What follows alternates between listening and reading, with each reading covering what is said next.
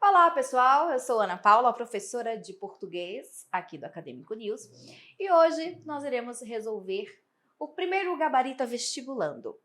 São 4 questões para a gente pensar nas possibilidades, na estrutura das questões de literatura para a prova da Universidade Federal 2024. Então vamos à primeira questão. Na primeira questão, nós temos a obra indicada para o vestibular desse ano, que é Onde Estás, Felicidade? Bom, são 3 obras literárias, né? Na primeira etapa nós temos O Jogo da Democracia, na segunda etapa nós temos o Alto da Compadecida, e na terceira etapa a obra da Carolina Maria de Jesus, Onde Estás, Felicidade? Essa é uma obra que foi publicada póstumamente, depois da morte da Carolina Maria de Jesus, ou seja, há pouco tempo. Então, para comemorar o centenário da morte dela, eles, elaboraram esse livro que tem 2 contos inéditos. O primeiro é Onde Estás, Felicidade.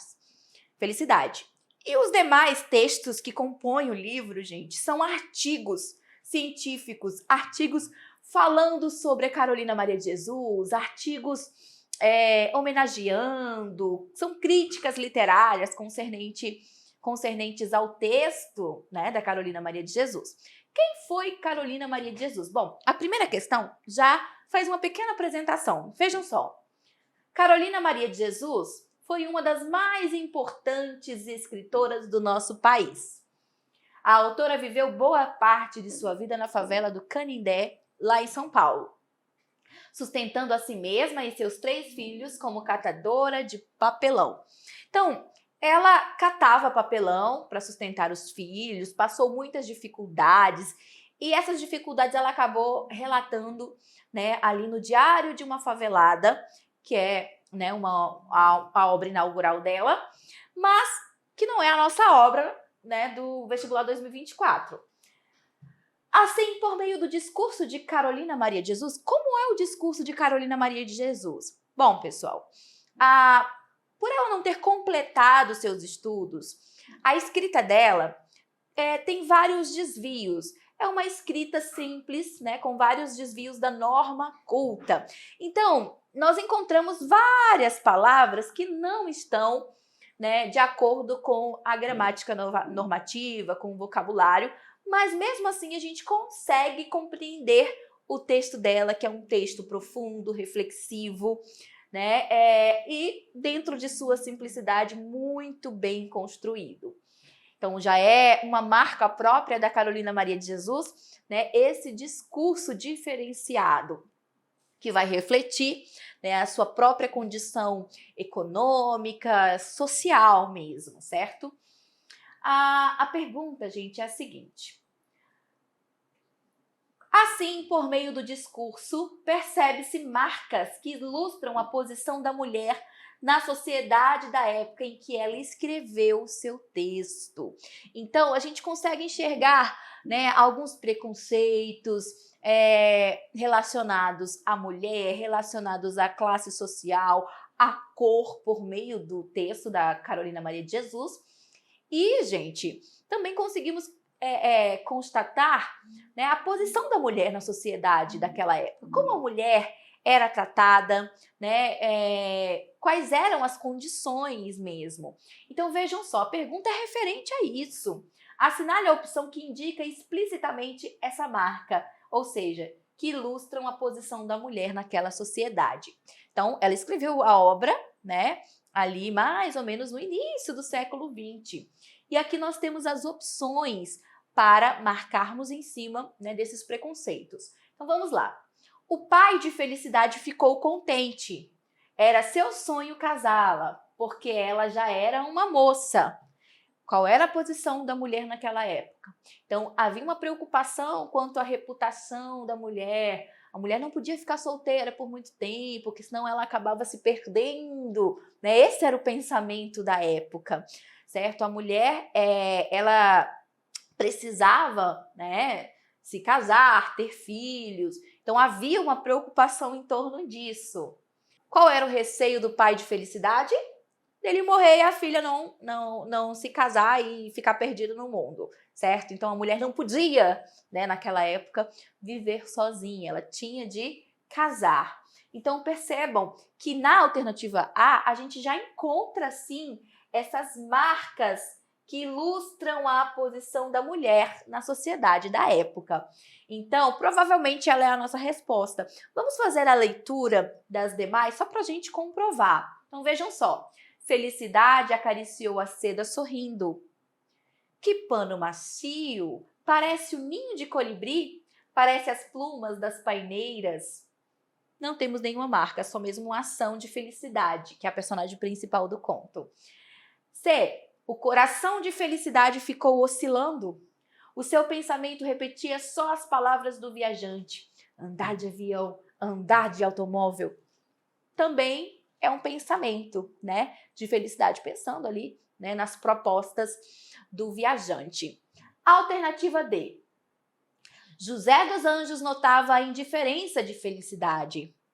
De manhã, José dos Anjos, que era o esposo de Felicidade, saiu para o trabalho. Felicidade preparou-se para receber o viajante. Passava horas e horas diante do espelho. Então, gente, essa é uma história que é sobre a Felicidade, uma mulher, né, que acaba se casando, encontra um verdadeiro amor, que é o José dos Anjos, que realmente é uma pessoa angelical, doce nesse sentido. Eles viviam bem, felizes, e de repente aparece uma terceira pessoa, né, que é o viajante, e olha só o nome dele, viajante, ou seja, não tem lugar fixo, né? Ou seja, muito provavelmente não será fiel à Felicidade. E aí, esse viajante propõe, né, que Felicidade vá embora com ele. E aí ela fica oscilando entre ir e não ir e acaba indo, né? Extrapolando ali todo o preconceito da sociedade da época, até mesmo a própria religião. Tem umas passagens na obra que acaba falando sobre isso.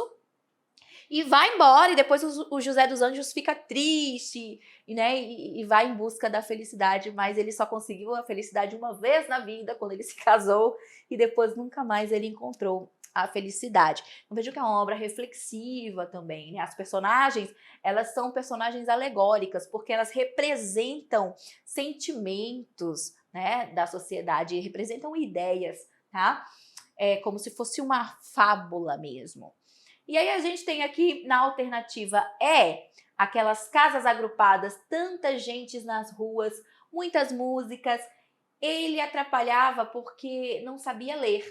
Então, sempre tem uma menção aí à questão da falta de alfabetização e das dificuldades, né, em relação a isso, nas obras da Carolina Maria de Jesus. Pagou o menino para conduzi-lo ao hospício. Então, aqui também não temos, né, essas marcas que ilustram a posição da mulher na sociedade, apenas na alternativa A. E aí, vamos confirmar a nossa questão. Está aqui, né, uma possibilidade de questão em cima, né, da obra indicada para a terceira etapa. Vamos à próxima questão. Leia os versos de Evocações, poema de Alfonso de Guimarães. Então vejam só. Primeira coisa, agora é uma questão sobre os períodos literários. Pessoal, a Universidade Federal, ela gosta de trabalhar com o romantismo, com o realismo, com o arcadismo, né? São os períodos que mais caem na prova. Porém, para a terceira etapa, nós temos de estudar todos os períodos literários, desde o trovadorismo até a literatura contemporânea. Essa questão aqui, né, que traz um poema do Alfonso de Guimarães, nós temos que bater o olho nesse autor e já saber reconhecer que ele é um escritor do simbolismo, isso mesmo. Porque a partir do momento que você bate o olho, né, no autor e identifica o período ao qual ele faz parte, você já sabe, você já pode eliminar todas as demais alternativas. A Universidade Federal, ela cria questões com essa estrutura, coloca um poema e os períodos literários e às vezes uma interpretação em cima desse poema. E se você bater o olho no autor, você já consegue marcar a resposta correta. Então, gente, a primeira dica é assimilem os principais autores dos períodos literários, depois as principais características e contexto histórico. Dessa forma, você não correrá nenhum risco de perder nenhuma questão, certo? Então vamos lá, eu já sei a minha resposta, mas vamos fingir que a gente não sabe, que a gente não sabe identificar que associar o Alfonso de Guimarães ao simbolismo. Então, vamos ter de fazer a leitura, já que eu não sei associar. Na primavera, que era a derradeira, mãos estendidas a pedir esmola, da estrada fui postar-me à beira. Brilhava o sol e o arco-íris era a estola, maravilhosamente no ar suspensa. Bom, o simbolismo é um período literário que trabalha com a musicalidade. A poesia, normalmente, ela é simbólica, ou seja, as cores, os objetos retratados, os sentimentos, eles representam, né, aí ideias, né, ou dão margem para uma outra interpretação mais profunda, porque é por isso mesmo que o nome do período é simbolismo, porque há muitas sugestões, nada é o que está escrito, tudo ali é uma sugestão para uma outra interpretação, poesia simbólica. Então vejam só, a musicalidade, a figura de linguagem chamada aliteração e assonância, ou seja, a repetição de sons consonantais, aliteração, sons vocálicos, assonância e também muitas onomatopeias, né? São figuras de linguagem sonoras que compõem a poesia simbolista. Cores também, tá? Então vejam só, brilhava o sol e o arco-íris. E vejam aqui, né, a questão da aliteração, ó. Na primavera, que era derradeira, mãos estendidas, a aliteração do S, a pedir esmola, da estrada fui postar-me à beira, brilhava, vejam que tem a literação do R e do S, né? No decorrer do poema. Fica até esquisito falar isso, né? Mas só para destacar a musicalidade do poema. Então vejam só, simbolismo, pois há a valorização de recursos estilísticos. O que são recursos estilísticos? Figuras de linguagem relacionados ao ritmo e à sonoridade. Então, gente, além disso, nós temos também, ó, as rimas, eira, eira, ola, ola, certo? Então, além da literação do S, né, e do R, nós temos a rima. E tudo isso, e a própria metrificação do poema, que ele é todo metrificado. O que é metrificado? Tem a mesma quantidade de sílabas poéticas. Na primavera, quera, derradei. São 10 sílabas poéticas. Isso também colabora para a musicalidade do poema. Então, provavelmente a nossa resposta aqui é a alternativa A. Vamos apenas confirmar. Perfeita, alternativa A. Vamos agora, né, à terceira questão, para a gente pensar em mais uma possibilidade de questão para o vestibular 2024. Então vejam só, aqui nós temos um poema do modernismo brasileiro. Bateu, por que a senhora sabe? Porque a gente bate o olho em Oswald de Andrade e a gente já consegue identificar o período literário.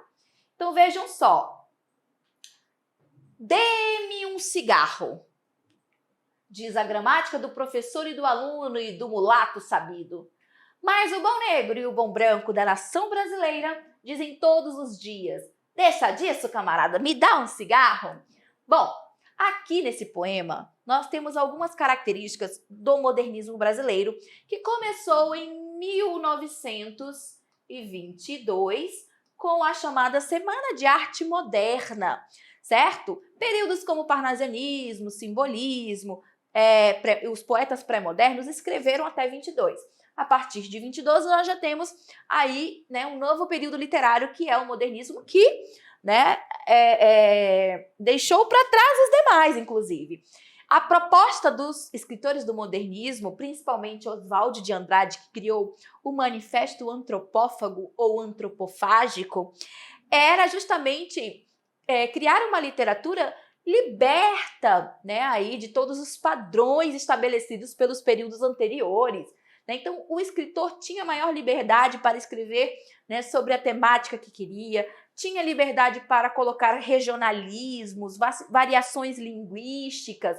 Então é a partir desse momento, desse período literário, que a literatura brasileira consegue ser genuína, consegue a sua tão sonhada liberdade temática e de escrita no geral, certo? Então, na primeira fase, nós temos a chamada fase heróica, né? Eles trabalham justamente com essa variação linguística, enfatizam, né, o falar do brasileiro como marca da nacionalidade. Então, os poemas não têm mais aquela linguagem, até tem uns que têm, mas não tem mais obrigatoriedade de trabalhar como os parnasianos trabalhavam. Tanto é que o poeta Manuel Bandeira critica os poetas parnasianos em um poema, né, que foi lido lá na Semana de Arte Moderna, cujo título é Os Sapos. Ele vai xingar os parnasianos de sapos tanoeiros aguados. Então, uma das características dos modernistas era justamente essa crítica aos períodos anteriores, principalmente, sobretudo, o parnasianismo, certo? Que era muito centrado, né, metrificado, vocabulário erudito.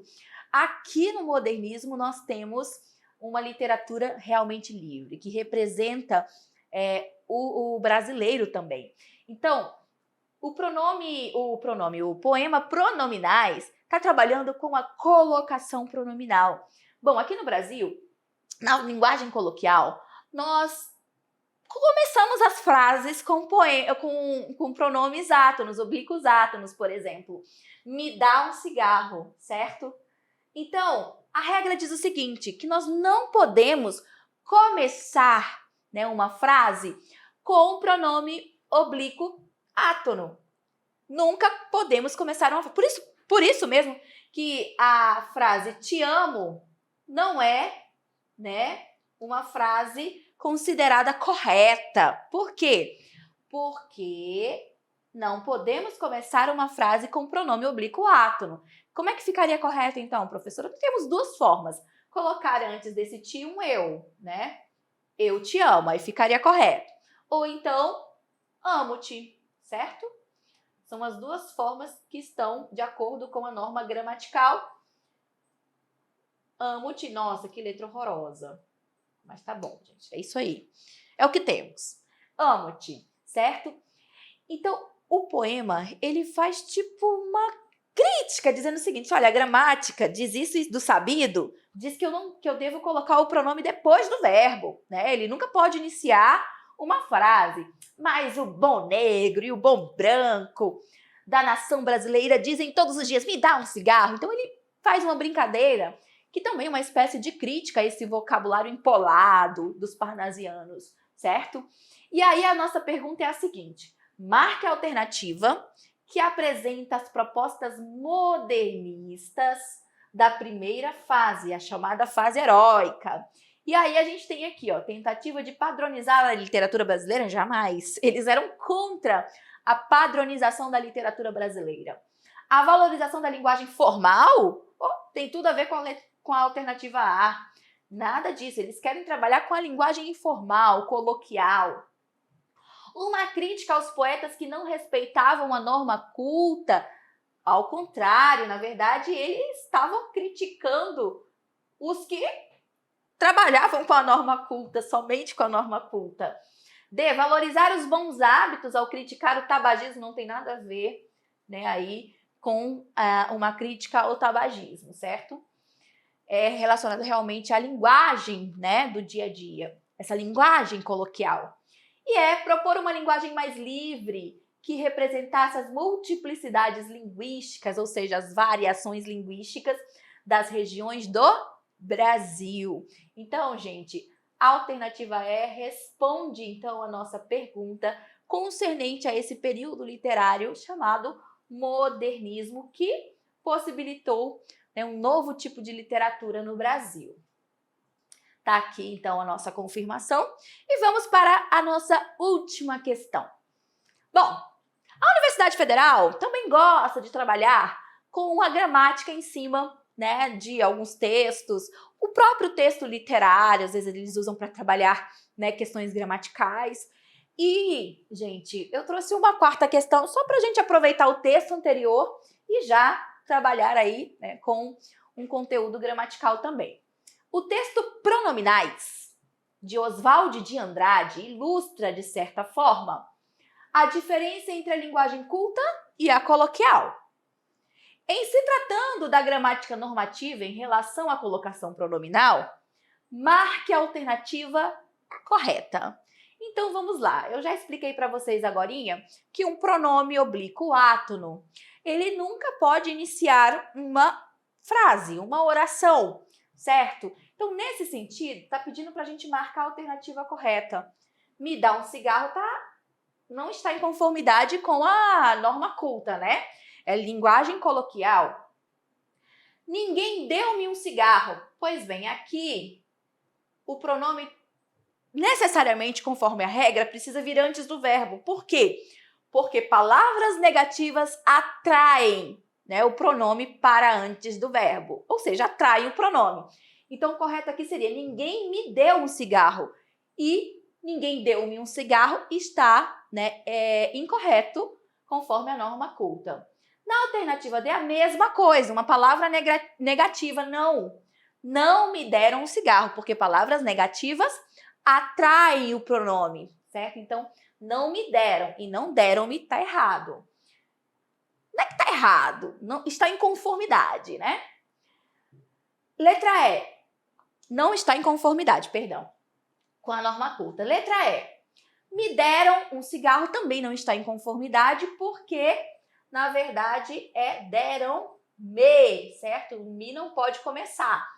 E aí, gente, nesse caso, a única alternativa com uma resposta em conformidade com a norma culta é a alternativa B, dê-me um cigarro. Então, vamos só confirmar, então, a nossa resposta. Muito bem, a alternativa B. E assim, a gente conclui a resolução das questões do primeiro Gabarita Vestibulando. Espero que você tenha gabaritado, né, essas questões e até mais!